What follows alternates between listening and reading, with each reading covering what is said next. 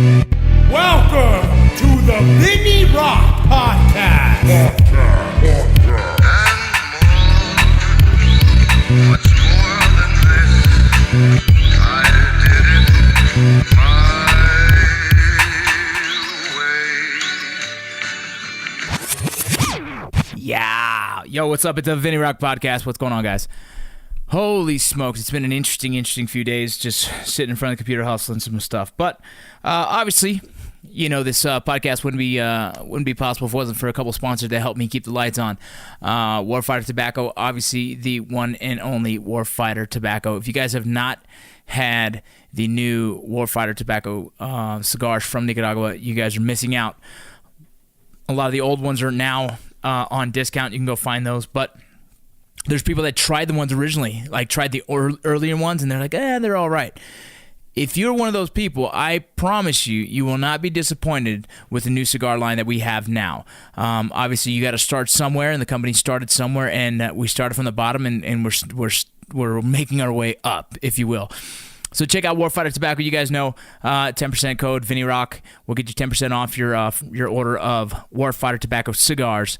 If you're in the mood to, be fancy, check out the Victory cigar. It's a really good blend. Actually, right after this podcast, I'm going to step outside and smoke another Rocco blend. These are the Maduro blends that we are trying. I still have to find the one that I want to pinpoint, and it will be my signature cigar. I'm also working on the design right now to try and get that to you guys. My own personal cigar, signature series Rocco. And everyone's in the Warfighter team will be eventually have their own cigar out there. So it's not just I'm not special. I'm just the guy that probably getting theirs first. But like I said, Warfighter Tobacco, if you guys have not tried the recent blends, you have to try them. They're fucking amazing. You will be impressed, and you will be proud of what the boys at Warfighter are doing. Again, 10% code. Check it out. I think it might be even 11% code. Check it out. It's Vinny Rock. Another one of our sponsors is beard.com. I've been going really hard in the paint. I've been actually trying to grow this business. Like I said, I just finally took over and started really doing it myself with my partner, and things are going. Beard.com. Check out beard.com. I believe Rocco is going to be at 10% off if you guys want to try that. We got from Shave Stuff. We got El Vato, my favorite, the pomade, up on the site now. We got shampoos, conditioners, everything you need for your men's grooming.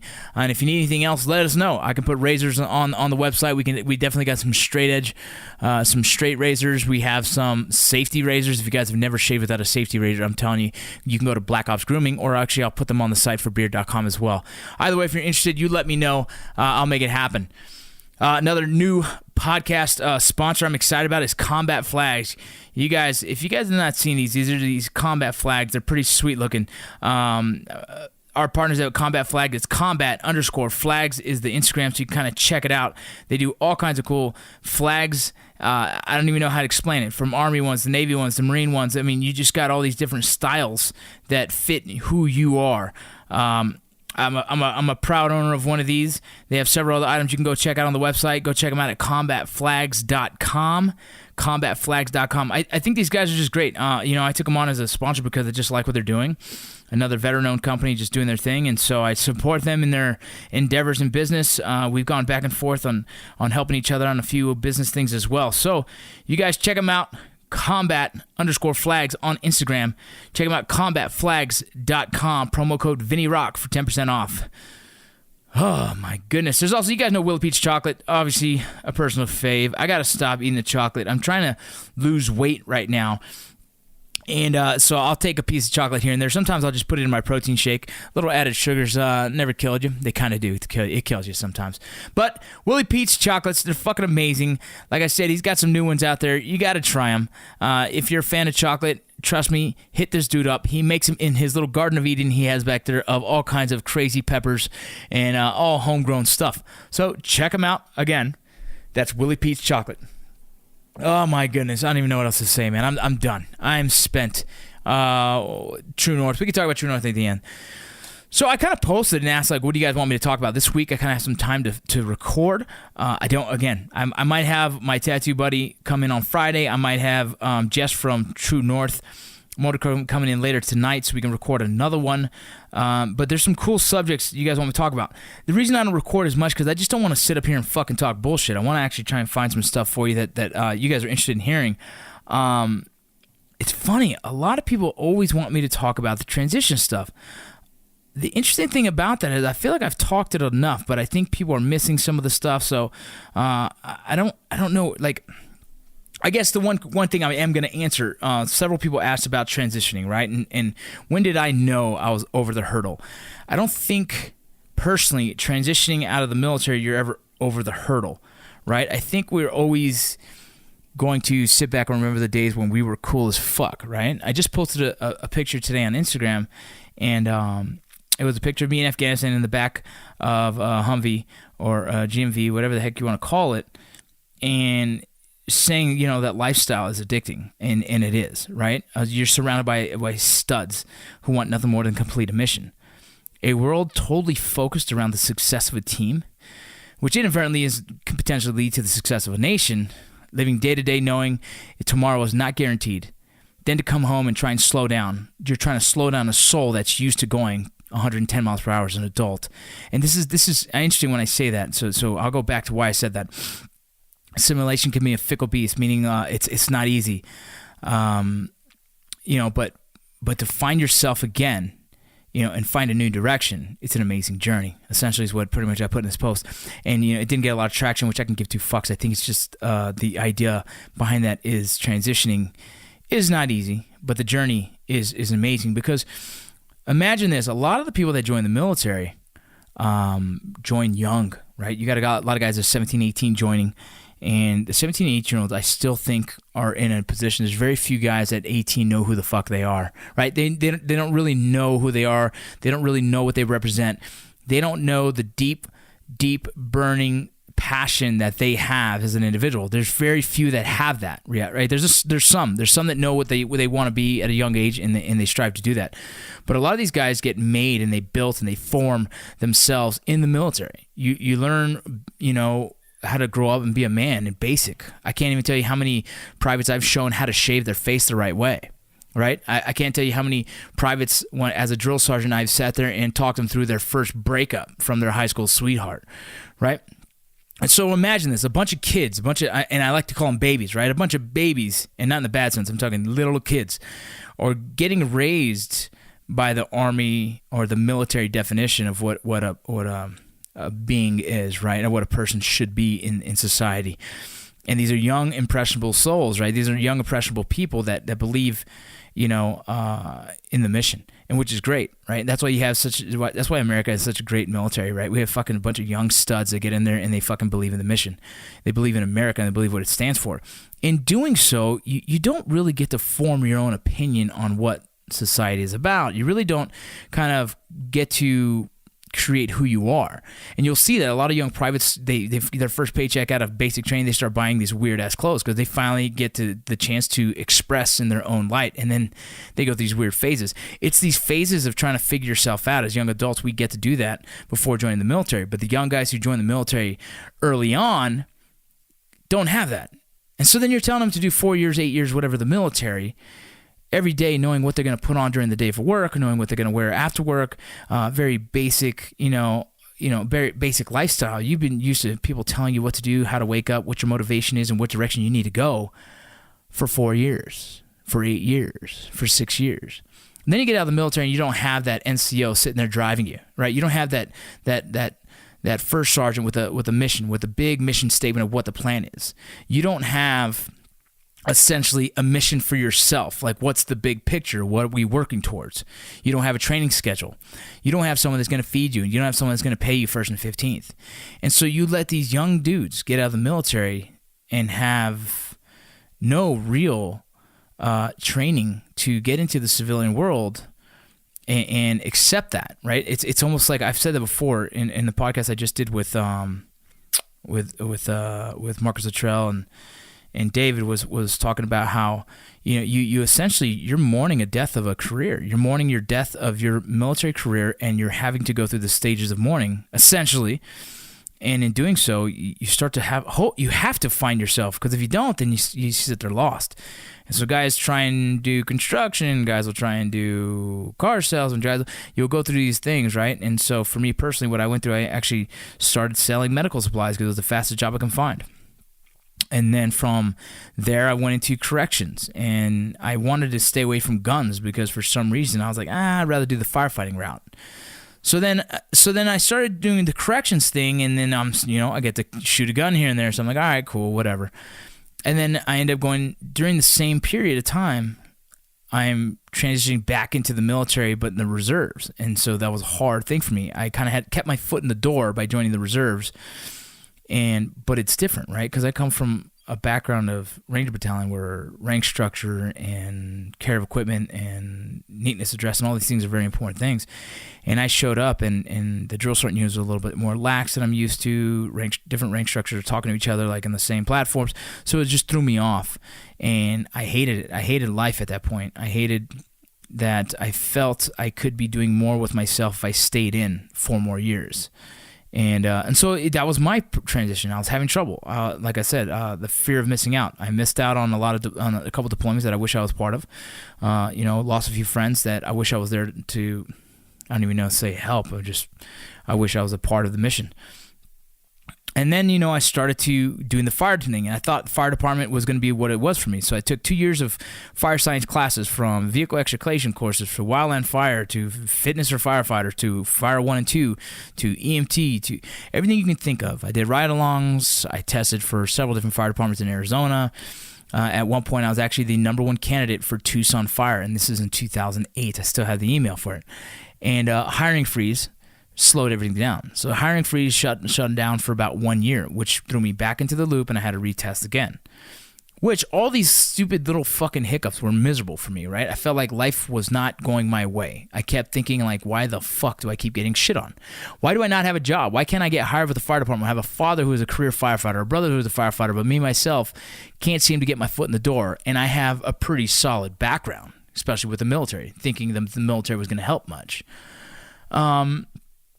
And so I started working for an independent fire department, and what I did there was, it's called regional fire, which is really small. The first fire I went to was pretty much, it was already engulfed. It was a fully engulfed house. We just kind of sat there and made sure that it didn't catch any other house. I forget what you call that, but all we did was just make sure it didn't catch any other houses. And so it was pretty crazy. I was watching it thinking like, man, this is going to be exciting. Me coming from the background I was an infantryman in the military. Just so we're all clear. A lot of guys think I was a medic. No, I wasn't a medic until I joined the Border Patrol Special Operations. That's when I became a medic. Now, as an infantryman with the Ranger Battalion, on the days off of Afghanistan, I would go work in the cache, and so I would be doing medical stuff. Why? Because before I joined the Army, I was already in EMT school trying to be a firefighter as a young kid because that's the route my dad took. So I had some basic medical experience. I went to the cache, and I'd work on whatever I can. I've worked on burnt families, I've worked on gunshot wounds, I've worked on whatever. But this is an infantryman just trying to expand my training, and as well as just enjoying the fact that I like being in the room and trying to work with the medical side. So as an infantry dude, I'm expecting the fire is going to be very exhilarating. I thought I was going to have that same adrenaline dump as kicking in a door. I missed it, right? I missed that fear. That's kind of why I enjoyed the prison, because there was moments where things got very intimate in there with another inmate, with whether you're grabbing them, snatching them, throwing them down, whether they're trying to throw piss on you, whatever the case, there's that sense of adrenaline dump that I've been missing for years. And so that being said, I went to my second fire, and it was actually it was a tour bus that caught on fire. An old band that was pretty big on MTV at the time called Kenna. They are all running out of their tour bus, and I'm lead on the hose, and I'm in there. So I'm inside of this, and it's the best scenario we could potentially have for a first-time firefighter. The fire's not very big. I am lead on the hose, and I get to kind of just spray it down. Essentially, what happened was a battery kind of leaked, and for some reason caught fire and burned pretty much where above that was where they kept all their clothes, so like the jackets and a closet.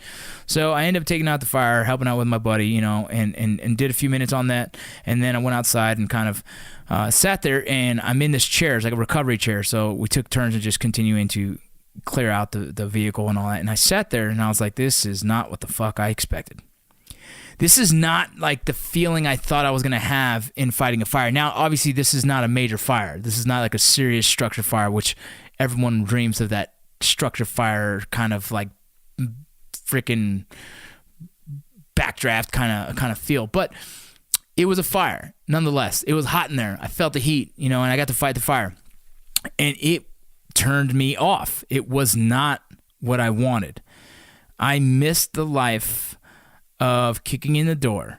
I missed the life of the potential of getting shot in the face. Why? I have no idea why, right? It's something that now is ingrained in me was ingrained in me as a young adult, and I thought I was over it. I thought I was different. I thought I used to be a very athletic and artsy kid, didn't want nothing to do with the kind of like that. I like to fight, but war wasn't my thing. I didn't think it was. And then I got there and it became a thing, right? It became like my lifestyle. And so that's why I decided to walk completely against the fire department, walk away from it, and go towards law enforcement. For no other reason, I just was still missing something inside of me. I was still missing the burn, right? The fire and the threat of potentially losing my life.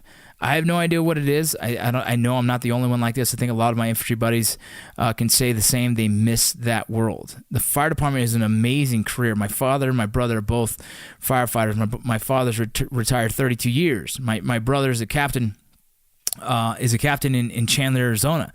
You know what I mean? So it's part of the family, and I still wish my heart told me, was content with that lifestyle, but it just never was. That's why I went to Border Patrol. That's why I went Special Operations as soon as I did. Why did I go the medical route? Because I was kind of done being a shooter. I wanted to try and be the medical side of it. I wanted to be the best medic a tactical team could have in the civilian space. Why? Because I knew the tactical world so well. I can teach it. I understood it, and I've been there enough to experience it that I'm not a liability for the tactical team, yet I'm another asset to them. I was an asshole medic. I was an asshole medic because I didn't fucking, when I didn't kiss their fucking ass, right? When a tac dude fucking busted his nose for tackling an illegal freaking illegally documented drug smuggler and busted his nose, I looked at it and said, all right, cool, you're fine, go put ice on it. And he was like, that's it? I'm like, yeah, fucking right, that's it. If you get shot, I'll be there. If you bust your nose like something silly, dude, you're good. You know how to fix yourself. I'm not, that wasn't me as a medic, right? There's a lot of guys that are great medics in that sense. Me, I'm a shooting medic, man. My mindset was I'm hoping to be there on the worst day so I can, my team is already trained up on how to put tourniquets on and how to put pressure dressings on and how to, and how to assess their patients and all that stuff enough, what they need to do to get them to definitive care. I just want to be the guy there to make sure it's all done right and continue on, whether I have to do any kind of airways or whatnot, right? Because I was, in that time, I was considered an EMTI. We were able to do airways that were different than the average bear, whatever the case. Cool. So when did I know I was done transitioning out of the civilian world? I mean, out of the military into the civilian world. I didn't. It was a mindset. At one point, you got to stop blaming everyone, right? There's not like, if you're waiting for the fucking sign that you have integrated into the civilian culture, you're probably going to continue to wait for a sign. There's no sign. It's a fucking mentality. It's an acceptance that you are no longer that guy. Be proud of it, right? And move on. But stop blaming everyone around you. I keep telling people this, like, look in the fucking mirror and make that decision. No shit, go walk over there to the mirror, the same one that you fucking brush your teeth in every goddamn day, the same one you shave your fucking face. Look at it and say, hey, stop being an idiot. Stop fucking up your own life. Because there's no one to blame out here. There's no one to fucking blame. You can't blame your wife. You can't blame your kids. You can't blame your fucking the government. You can't blame nothing. You just got to fucking figure it out. Because no one else is going to fucking hold your hand to go get fucking help. That's it. Like, I made a fucking decision. I'm going to stop being a fucking a victim. I'm going to stop telling myself that PTSD is ruining me. Well, it was not helping, so I went and got help. Right? I'm going to stop telling people that that I just miss it so much and I can't continue, or I have to drink because of this stuff. I stopped telling myself that I needed to drink on the anniversary date of my friends because it wasn't helping. It wasn't conducive to my life. I wasn't getting better as a person, right? 3% of the world's population, of the United States' population, is served. There's a lot of people that haven't served and are never going to understand what you've gone through, but they're gonna feel for you, right? They give a fuck, but they just don't get you, and that's fine. Who gives a fuck? The world does not have to feel bad for you. The world does not have to feel sorry for you. So in my head, it's like, it's a mindset. You have to make that conscious decision that I'm done being a victim. I'm done blaming everyone around me. I'm done blaming it on everything. If you have serious PTSD, get help. Find a counselor. Try and get rapid eye movement treatment. There's so many things you can do, right? If you're struggling in your relationship, get help. Get counseling, right? If you're struggling in a relationship, look in the mirror. It's probably something you're doing, right? You're probably drinking too much. You're probably, I don't know, paying more attention to your friends. You're probably not engaged, right? You're just probably not there. You know, if you feel like you're not being a good dad, well then be a good dad, right? Spend more time with them. Get off your ass and fucking go play with your damn kids, right? Teach them right from wrong. I don't know how else to explain this. There's no time in my life where I woke up and like, "Bah, you are cured." Fuck no, man. I just woke up and said, "Fuck, dude, I'm gonna go to the gym and I'm gonna get back in shape." That's how I am now. Like, I'm out of shape. Fuck yeah, I'm out of shape. Why? Because I let myself get out of shape. There's no fucking real excuse for that. Did I have a heart condition that was fucking weird? Yeah, but that heart condition didn't make me eat fucking in and out every other fucking day because I goddamn love it, right? Like, that heart condition didn't fucking make me drink all the damn beer I was drinking. That heart condition didn't make me freaking order pizza all the damn time. I love Papa John's. No, I fucking did it, man. I gotta fucking take blame for that shit. The reason I'm fat ass right now is because I fucking did it to myself. No one was shoving food down my damn throat. And so now I take it. That's it. It is what it is. Accountability. Self-accountability. Check yourself, homie. I need to lose weight. So I woke up and got in the gym. I'm focusing on my diet. I'm trying to make sure I eat right. You know what I mean? And so it is what it is. Like, I think people put too much thought into it and have to identify. It's a mindset, man. Put your mind where it needs to be. If your shit's fucked up, fix it. If you're out of shape, eat better and work out. If you're unhappy, find out what the root of that unhappiness is, whether it's yourself, if you look in the mirror, or someone that's in your space. That's all I can really say. So that's for that subject. I'm getting off that. We'll go on to something else. Doom, doom, doom, doom, doom, doom, doom. So here's a cool one, man. Here's a cool one. This guy poses. Who's this? Tactical Beaver Co. It says, I don't even know who this is. Let me go on there.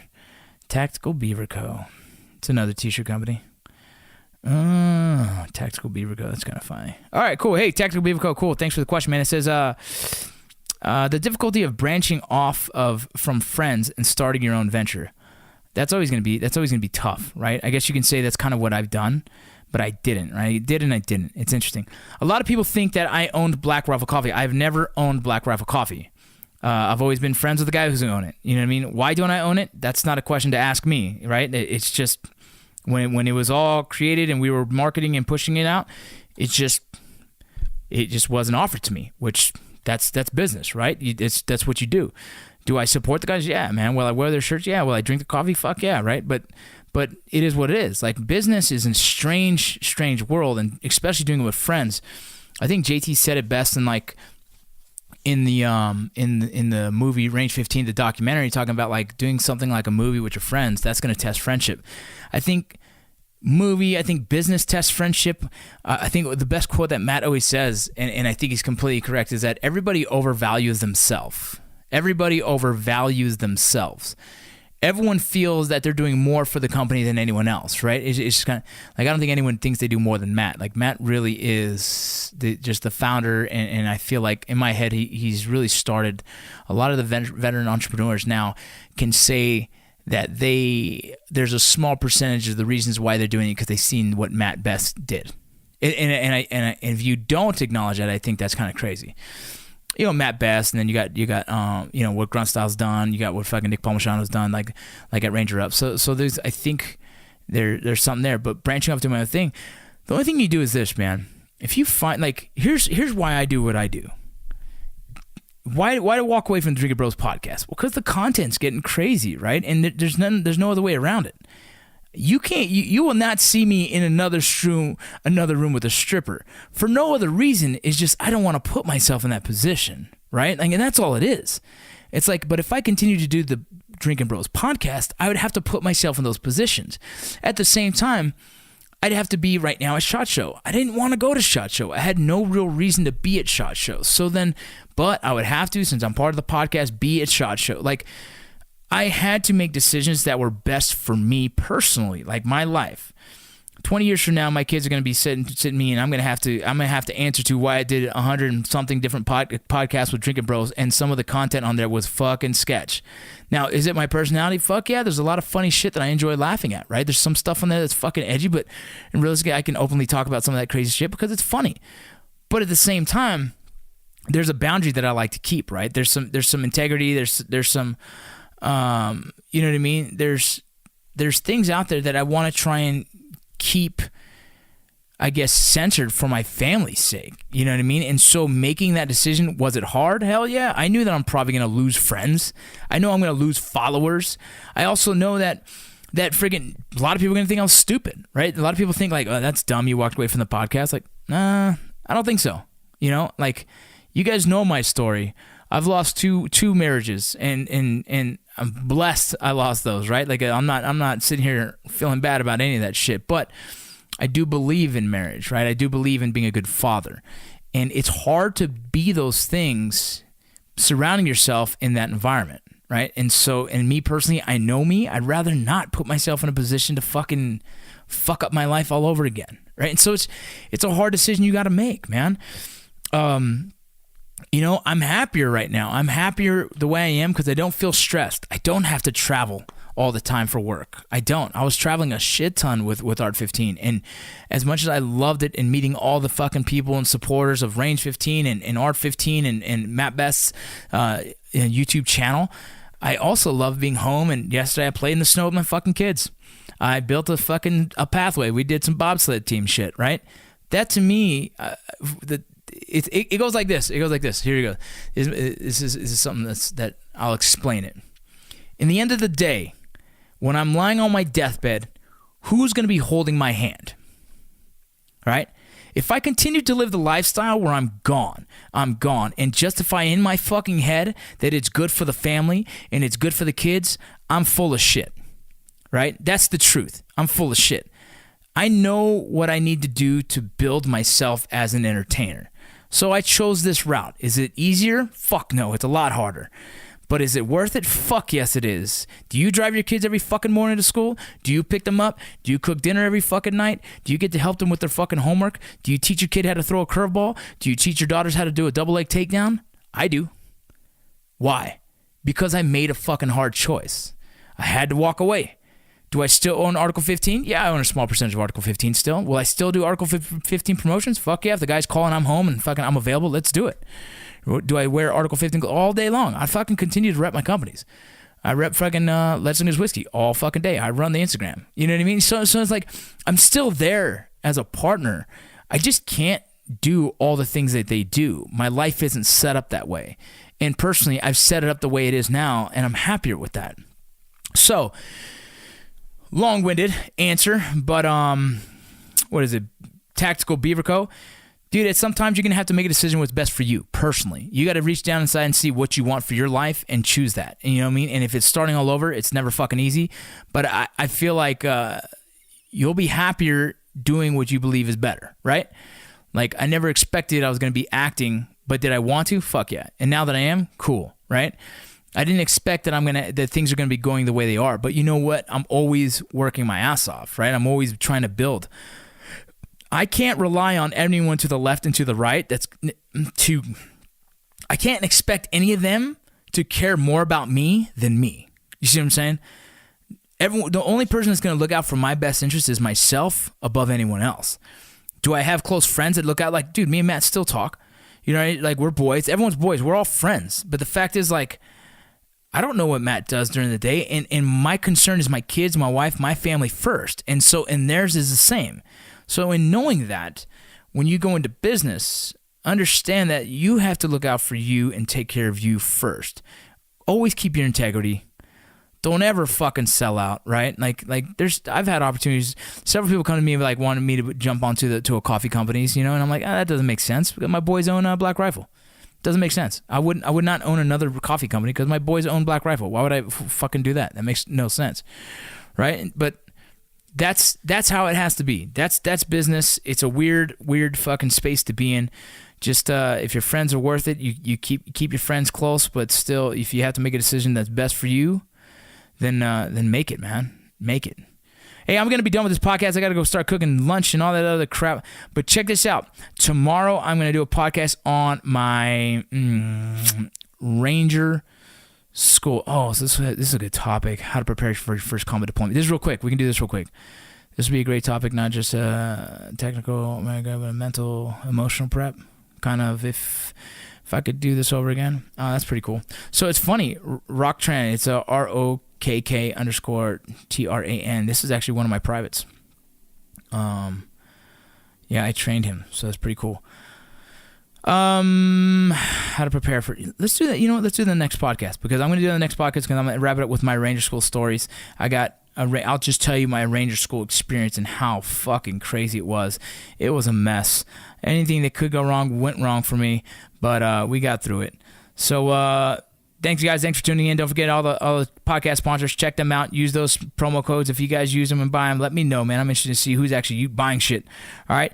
Oh my God, I forgot to talk about Lisa Beds. That's still one of my sponsors, Lisa Beds. If you guys don't know, like, I do sleep on a Lisa bed.